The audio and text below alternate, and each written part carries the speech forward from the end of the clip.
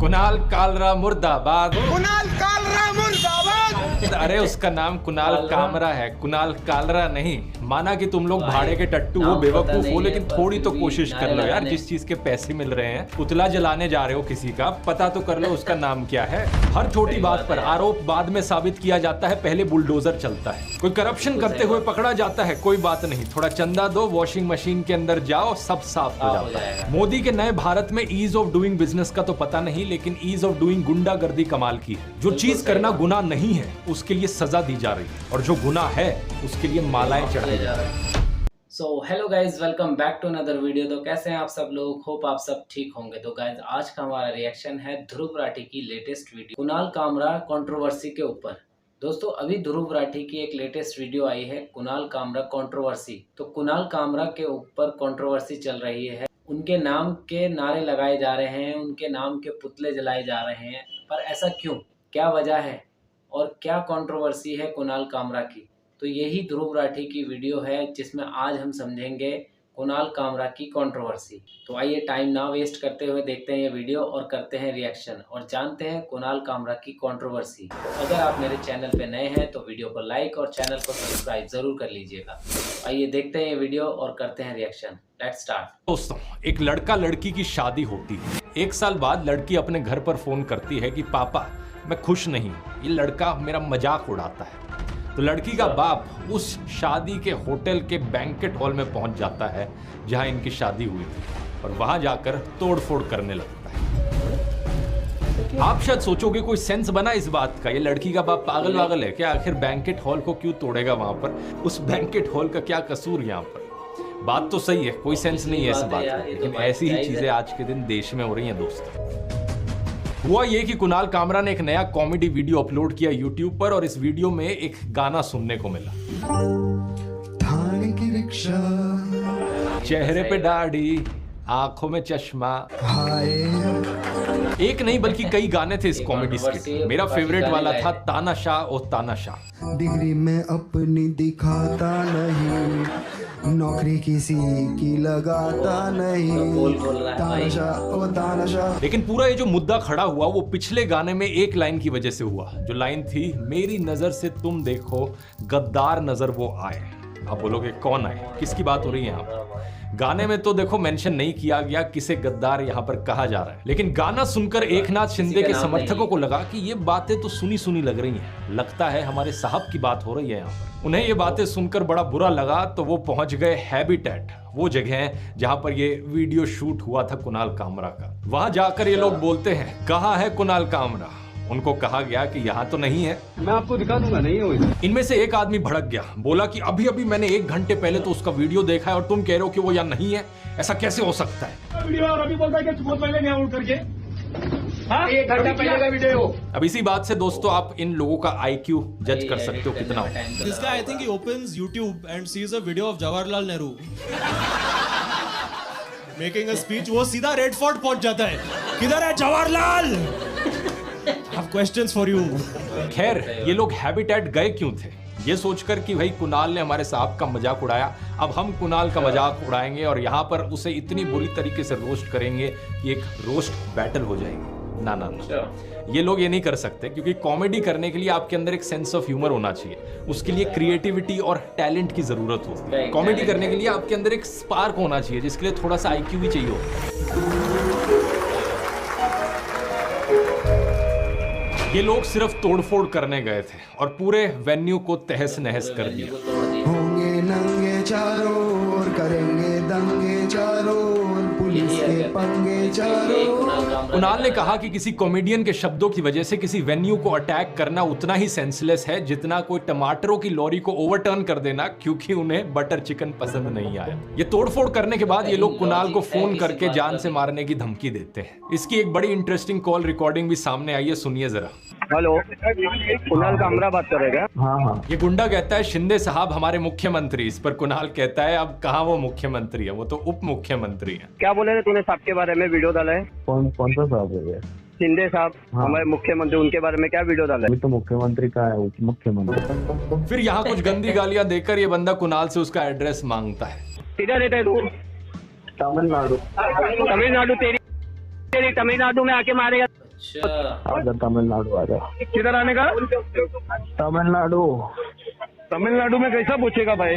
तमिलनाडु में कैसे पहुंचेगा भाई? अब ये भी कुणाल कामरा बताए तुम लोगों को। क्या गुंडा बनेगा रे तू? इतने नमूने लोग हो यार। ऐसे ही कुछ नमूने कुणाल कामरा का पुतला जलाते हुए भी देखे गए। अब ये बात समझ आती है कि प्रोटेस्ट कर रहे हो कुणाल के खिलाफ, हर किसी को अधिकार है प्रोटेस्ट करने का, लेकिन जरा सुनो दोस्तों, ये नारे क्या लगा रहे थे? कुणाल कालरा मुर्दाबाद। अरे उसका नाम कुणाल कामरा है, कुणाल कालरा नहीं। माना कि तुम लोग भाड़े के टट्टू हो, बेवकूफ हो, लेकिन थोड़ी तो कोशिश कर लो यार। जिस चीज के पैसे मिल रहे हैं, पुतला जलाने जा रहे हो किसी का, पता तो कर लो उसका नाम क्या है। इतने बड़े कामचोर हो, मैं तो कहूंगा भाई तुम्हारा साहब अगर इस वीडियो को देख रहा है यार, इससे रिफंड मांगो इस पुतले वाले लड़के से। एक काम दिया था वो तक ढंग से नहीं कर सकता। अब जो इनके नेता हैं जरा उनकी बात सुनिए, उनका क्या कहना था। एकनाथ शिंदे इस पर कहते हैं कि एक्शन का रिएक्शन तो होता ही है। ये स्टूडियो की तोड़फोड़ के बारे में क्या कहना है? देखिए, ये कार्यकर्ताओं की भावना है, एक्शन को रिएक्शन होती है। जरा सोचकर देखो, महाराष्ट्र के उप मुख्यमंत्री ये कह रहे हैं, इस पोजीशन पर आकर भी गुंडागर्दी को सपोर्ट करना अभी तक नहीं छोड़ा। एकनाथ शिंदे कहते हैं कि फ्रीडम ऑफ एक्सप्रेशन तो है, लेकिन एक लिमिट होनी चाहिए। बताओ जरा, मतलब आपका मजाक उड़ाने से पहले मैं आपके मंत्रालय में चिट्ठी भेजूं परमिशन मांगने के लिए कि इस पर मजाक बनाया जा सकता है या नहीं बनाया जा सकता? वैसे ऐसा करो, आप चीफ मिनिस्टर ऑफिस को बोल के एक नोटिफिकेशन जारी कर दो जिसमें क्लियरली लिखा हो ये चीजें लिमिट के अंदर हैं, ये चीजें लिमिट के बाहर हैं। कोई ज्यादा काम नहीं है, वैसे भी ज्यादा काम का काम तो करती नहीं है आपकी सरकार, इन्हीं सब मुद्दों में उलझी रहती है। कभी कोई फिल्म देखनी हो गई, कभी ये कॉमेडियन की कंट्रोवर्सी, कभी वो कॉमेडियन की कंट्रोवर्सी। सच बात यह है दोस्तों कि कुणाल ने अपनी लिमिट अपने कॉमेडी वीडियो में ही बता दी थी। भारत के संविधान की कॉपी दिखाकर उन्होंने क्लियरली कहा था कि मैं इस किताब के फ्रेमवर्क में रहकर ही अपनी बात कह रहा हूं। फ्रीडम ऑफ स्पीच का अधिकार संविधान में हर नागरिक को दिया गया है और उसकी रीजनेबल रिस्ट्रिक्शंस को भी संविधान में क्लियरली लिखा गया है। क्या है ये रिस्ट्रिक्शंस? ये रिस्ट्रिक्शंस है कि आप किसी पूरी कम्युनिटी के खिलाफ जहर नहीं फैलाओगे, समाज में नफरत नहीं फैलाओगे, और ये ऐसी चीजें हैं जो गोदी मीडिया और बीजेपी नेता सालों से करते आ रहे हैं। अगर कोई यहाँ लिमिट से बाहर जा रहा है तो वो अर्नब गोस्वामी जैसे न्यूज एंकर्स हैं और ये गोदी मीडिया चैनल्स हैं जो एक समुदाय के खिलाफ जहर उगलते हैं, झूठी खबरें फैलाकर देश के नागरिकों को बदनाम करते हैं और नफरत फैलाते हैं। लेकिन किसी नेता का मजाक उड़ाया जाना ये फ्रीडम ऑफ स्पीच की रीजनेबल रिस्ट्रिक्शंस में नहीं आता है। इसलिए कुणाल ने भी यहाँ सीधे तौर पर कहा है, यहाँ माफी मांगने वाली कोई बात नहीं है। मैंने एग्जैक्टली वही चीज कही थी जो first deputy chief minister Ajit Pawar ने second deputy chief minister Eknath Shinde के बारे में एक बारी कही थी। मैं भीड़ से नहीं डरता, मैं सिचुएशन के शांत होने का इंतजार करके बिस्तर के नीचे नहीं छुपने वाला हूं। कुणाल ने यह भी कहा कि जिन लोगों ने इसका नंबर लीक किया है, जो बार बार इसे कॉल किए जा रहे हैं, धमकी दे रहे हैं, डेथ थ्रेट्स दे रहे हैं, उन सभी के लिए एक वॉइस मेल भी आती है और उस वॉइस मेल में वही गाना दोबारा से सुनने को मिलता है जो इसने अपने कॉमेडी शो में सुनाया था। मेरी नजर से तुम देखो गद्दार नजर वो आए। वैसे अगर किसी के पास इतना फालतू का टाइम है कि वो औरों को कॉल करके धमकी दे रहा है, तो ऐसे लोगों के लिए मैं सजेस्ट करना चाहूंगा मेरा टाइम मैनेजमेंट कोर्स। ना सिर्फ आप इसमें अपने समय का बेहतर इस्तेमाल करना सीखेंगे, बल्कि आप ये भी सीखेंगे कि कैसे आप अपना समय उन एक्टिविटीज में लगा सकते हैं जिनसे आपको लॉन्ग टर्म हैप्पीनेस मिलती है। और हाँ, दूसरों को धमकी देने से जो खुशी मिलती है मैं उसकी बात नहीं कर रहा हूँ, वो सेडिज्म वाली खुशी होती है। यहाँ पर लॉन्ग टर्म हैप्पीनेस की बात की जाएगी। ऐसे लोगों के लिए मैंने एक स्पेशल कूपन कोड भी बनाया है, गद्दार 45,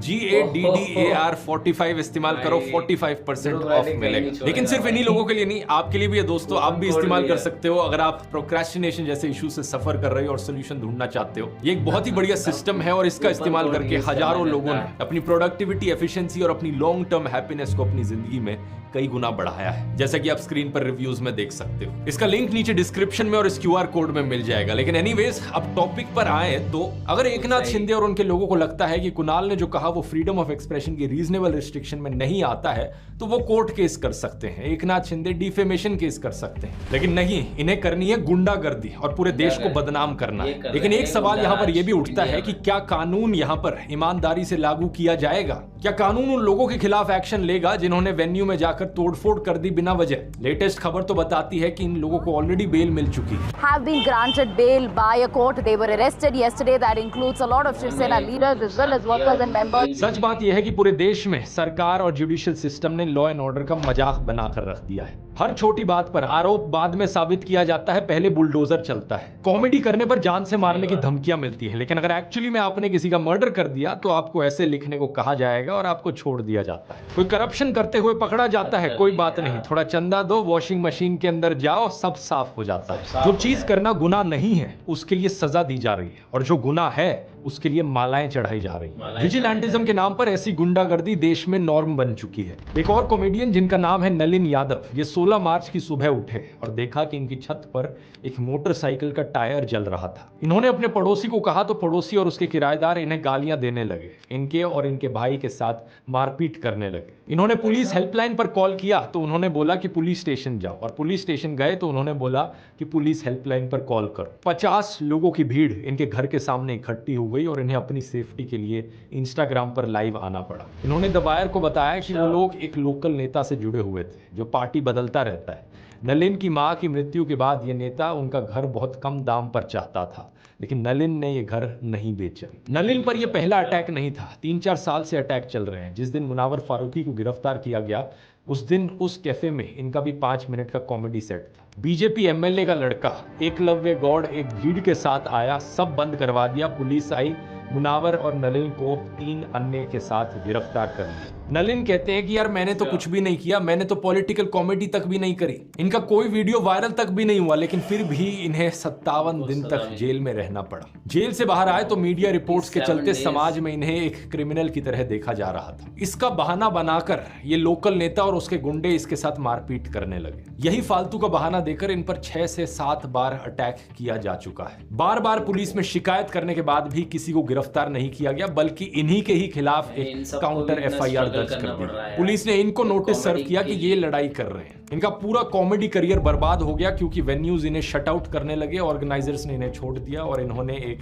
डिजिटल मार्केटिंग कंपनी में फिर नौकरी ली। लेकिन जैसे ही इस कंपनी को इनके जेल जाने के बारे में पता लगा तो इन्हें इस नौकरी से भी निकाल दिया गया। इन्हें 200 रुपए की दिहाड़ी पर मजदूरी करनी पड़ी और अब ये गुजारे के लिए रियल एस्टेट में काम करते हैं। कांग्रेस नेता शशि थरूर ने 18 मार्च को इसी बारे में ट्वीट किया था, मध्य प्रदेश के अथॉरिटी से रिक्वेस्ट करते हुए कि इस युवक को शांति से जीने दिया जाए। मैं भी मध्य प्रदेश के मुख्यमंत्री मोहन यादव से ये रिक्वेस्ट करता हूं। हमारा देश एक आजाद देश है, किसी भी नागरिक को ऐसी गुंडागर्दी झेलनी पड़े यह आपकी एडमिनिस्ट्रेशन के लिए शर्म वाली बात है। पिछले महीने महाराष्ट्र के सोलापुर में कॉमेडियन प्रणीत मोरे अपना शो कर रहे थे। उन्होंने बॉलीवुड एक्टर वीर पहाड़िया को लेकर मजाक कर दिया। प्रणीत कहते हैं कि शो के बाद तनवीर शेख नाम का एक आदमी 11-12 लोगों के साथ आया और इन लोगों ने प्रणीत के साथ मारपीट की। यहाँ इन्हें धमकी दी जाती है, अगली बार वीर पहाड़िया बाबा पे जोक मार के देख। बाद में वीर ने खुद इस इंसिडेंट से अपने आप को डिसएसोसिएट करके कहा कि उनकी इसमें कोई भी इन्वॉल्वमेंट नहीं थी। लेकिन सोचकर देखो देश में ऐसी गुंडागर्दी कितनी कॉमन चीज हो गई है। कॉमेडियन अग्रिमा जोशुआ को शुभम मिश्रा नाम के गुंडे द्वारा ओपनली रेप थ्रेट्स दी गई, फिर माफी मांगी। रेप थ्रेट देने वाले ने नहीं, अग्रिमा ने। आप पूछोगे उन्होंने क्यों माफी मांगी? क्योंकि व्हाट्सएप यूनिवर्सिटी और कोरा पर जो भी मिस इन्फॉर्मेशन और झूठी खबरें फैलाई जाती हैं जिसे अंधभक्त सच मान लेते हैं। अग्रिमा ने इसका मजाक उड़ाते हुए कहा था कि प्रधानमंत्री मोदी ने जो छत्रपति शिवाजी महाराज का स्टैचू बनाया है उस पर सोलर सेल्स हैं जो पूरे महाराष्ट्र को पावर करेंगे। दूसरे ने कहा उसमें GPS ट्रैकर है और लेजर लाइट है। वहां पे किसी ने निबंध लिख रखा है, this Shivaji statue is amazing master stroke by a Prime Minister Modi ji. It will have solar cells which will power all of Maharashtra. In fact Agrima का ये मजाक खुद से बनाया हुआ नहीं था, ये एक्चुअली में व्हाट्सएप फॉरवर्ड चल रहा था। नमो मंत्रा नाम के एक फेसबुक पेज पर आप इस मैसेज को अभी भी देख सकते हो। किसी में गधे के जितना भी IQ है तो उसके लिए भी ये चीज क्लियर होगी कि यहाँ पर अंधभक्तों की बेवकूफी का मजाक उड़ाया जा रहा है जो किसी भी बात को सच मान लेते हैं। लेकिन यहाँ कहा क्या गया कि अग्रिमा ने छत्रपति शिवाजी का मजाक उड़ाया है और बस गुंडे बदमाशों को लाइसेंस मिल गया उन्हें रेप थ्रेट्स देने का। ये बात बतानी जरूरी है कि उस समय महाराष्ट्र में उद्धव ठाकरे की सरकार थी। शुभम मिश्रा को गुजरात पुलिस ने गिरफ्तार किया तो उन्होंने जवाब में बताया कि वो एक रियलिटी शो में पार्टिसिपेंट बनना चाह रहे थे। अब ये बात तो आप समझ ही सकते हैं कि कौन सा रियलिटी टीवी शो ऐसे गुंडे बदमाशों को इनवाइट करता है। इसके बाद अग्रिमा का कोई और कॉमेडी वीडियो देखने को नहीं मिला। कोई उन्हें नहीं कह सका कि अग्रिमा तुम सेफ हो, हर एक नागरिक की सेफ्टी सरकार की जिम्मेवारी है, तुम चिंता मत करो। लेकिन नहीं, यहाँ भी कॉमेडी करियर, सपना सब खत्म। कॉमेडियन मोहित मुरानी के साथ भी ऐसा ही कुछ हुआ। उन्होंने एक वीडियो डाला था जिसमें उन्होंने कहा कि उनके रूममेट के पास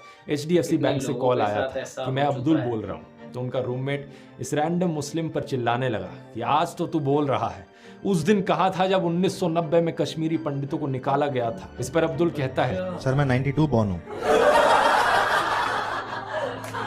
भाई अब फिर से वही कोई चीज logic बड़ी है इस कॉमन बात सेंस वाली बात है कि यहाँ पर उन लोगों का मजाक उड़ाया जा रहा है जो हर एक मुस्लिम से नफरत करते हैं। लेकिन राइट विंग प्रोपेगेंडा वेबसाइट ने छाप दिया कि मोहित मुरानी ने कश्मीरी पंडितों के दर्द का मजाक उड़ाया है और सारी अंधभक्तों की लाइन लग गई। अरे इसने ऐसा कैसे बोल दिया, वैसा कैसे बोल दिया। अपना दिमाग तो इस्तेमाल कर नहीं सकते कि क्या बोला, क्या उसका सेंस बना। इसी बात पर जान से मारने की धमकियां आने लग गई। आपको दोस्तों अगर यहाँ पर लग रहा है कि ये सब तभी होता है जब आप पॉलिटिक्स पर कॉमेडी करते हो, पॉलिटिक्स में घुसते हो, तो इस गलत फहमी में मत रहना। ये जो पूरे देश में माहौल बन गया है गुंडागर्दी का, ये हर किसी को लपेट लेता है। मोहित मुरानी ने इस इंसिडेंट के बाद सिर्फ नॉन पॉलिटिकल कॉमेडी करी। 2022 में एक शो में वो जोक मारते हैं। मैं एक शो कर रहा था और शो में मैं बात करता हूँ कि हमें बच्चे नहीं पैदा करने चाहिए क्योंकि दुनिया खराब करती है। तो एक कपल बैठा हुआ था, उनको ये बात नहीं अच्छी लगी क्योंकि वो कंसीव करने की ट्राई कर रहे थे, तो उनका ट्रॉमा उससे एसोसिएटेड था।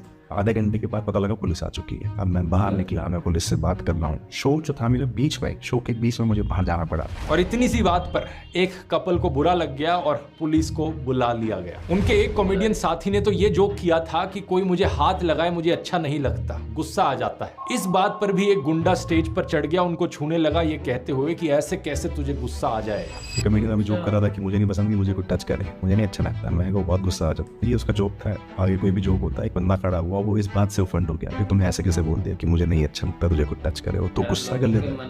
तेरे इतने हिम्मत के तो गुस्सा कर लेता। वो स्टेज पे आया और उसकी पूरी बॉडी पे ऐसे दबाना वाना टच करना शुरू कर दिया। अब वो कुछ नहीं कर सकता, उसके पास कोई पावर नहीं है, कुछ नहीं है। वो चुपचाप बस इस इंसिडेंट को झेल सकता है और कोई सिचुएशन नहीं है उसका। एक बार मोहित के कॉमेडी क्लब में एक गुंडा 50 लोगों को लेकर आ गया, जिसके सोशल मीडिया पर बहुत फॉलोअर्स हैं। पुलिस को फोन किया और पुलिस ने इस गुंडे के अगेंस्ट कोई एक्शन नहीं लिया। इंस्टेड इनको कहा गया जो ये कह रहे हैं वो बात मान लो और आप माफी मांग लो। तो मुझे मैसेज आते कि ओए कोहली के ऊपर दोबारा कुछ बोला ना तो ये जिंदा गाड़ दूंगा, सॉरी बोल। अब वो एक्सपेक्ट ही नहीं कर रहा है, मैं उसको रिप्लाई कर दिया सॉरी भाई। तो ये ना अब स्टैब्लिश हो चुका है कि आपको अगर कुछ नहीं पसंद आ रहा है तो आप immediately action low. Police law and order का आपको कोई मतलब नहीं है, आप खुद एक्शन। उनको क्लियर है कि हम कुछ भी एक्शन लेंगे तो हमारे अगेंस्ट कोई भी कार्रवाई नहीं होगी।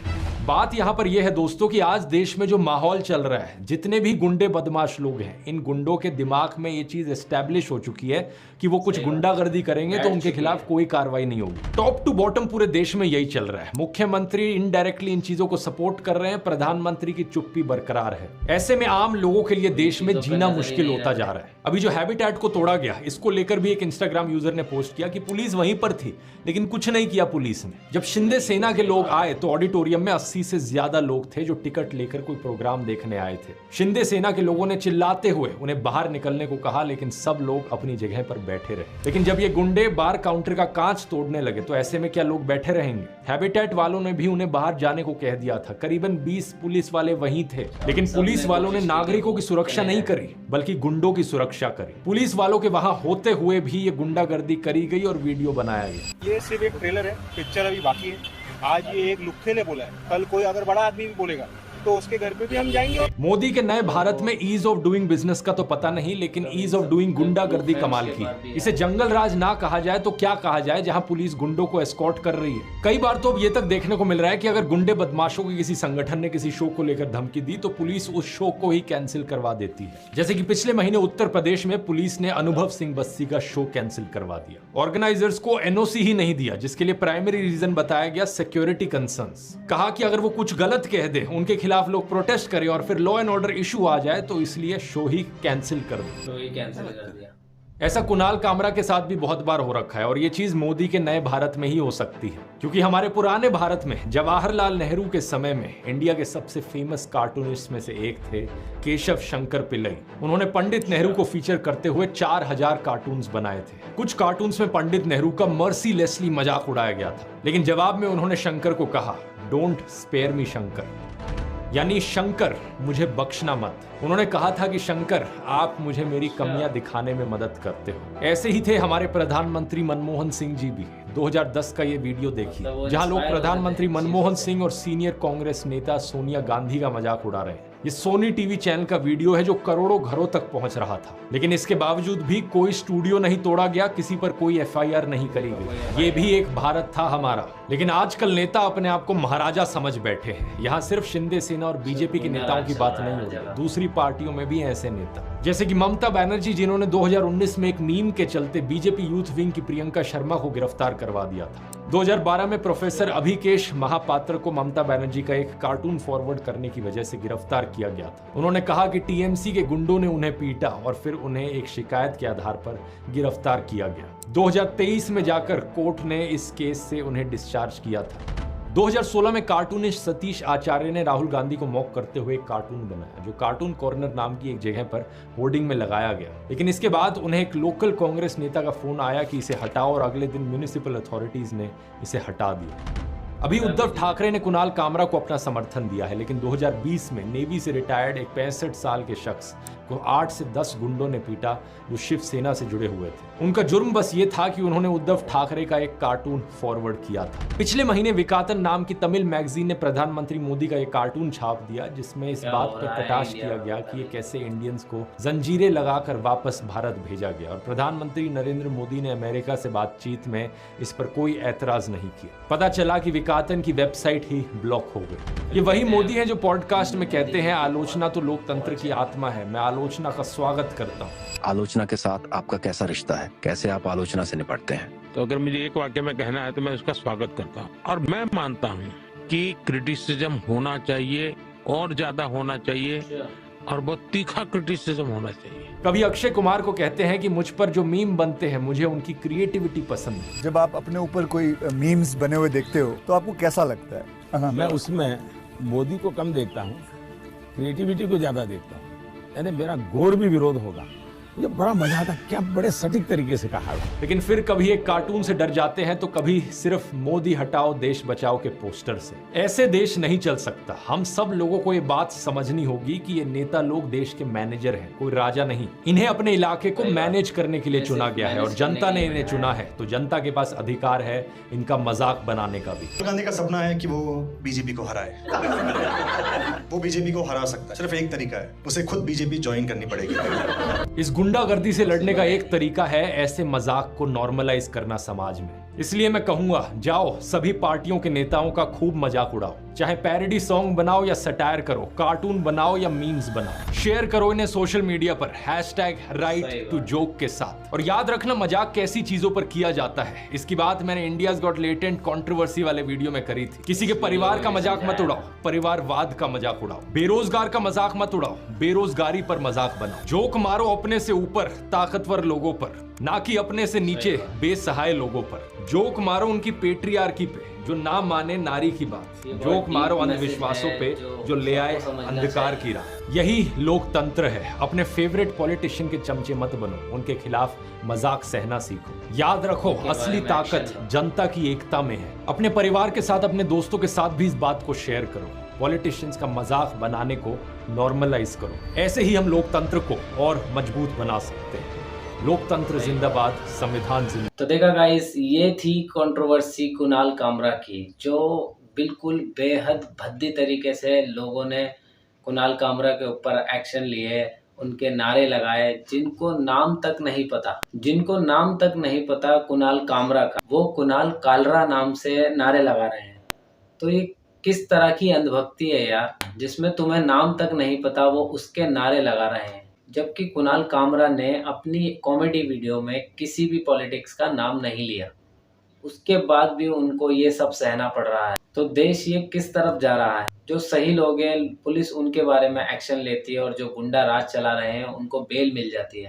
तो इंडिया में चल रहा है गुंडा राज। तो मैं आप सभी से कहूंगा कि इनके बारे में एक्शन लीजिए। तो बात सिर्फ कुणाल कामरा की ही नहीं है, ऐसे जितने भी लोग हैं जो देश के हित में बोलते हैं और देश के लिए लोगों को जागरूक करते हैं, उनके लिए एक्शन लीजिए, उनके साथ खड़े हुई। तो ये बड़ी इंटरेस्टिंग वीडियो थी ध्रुव राठी की कुणाल कामरा कंट्रोवर्सी के ऊपर।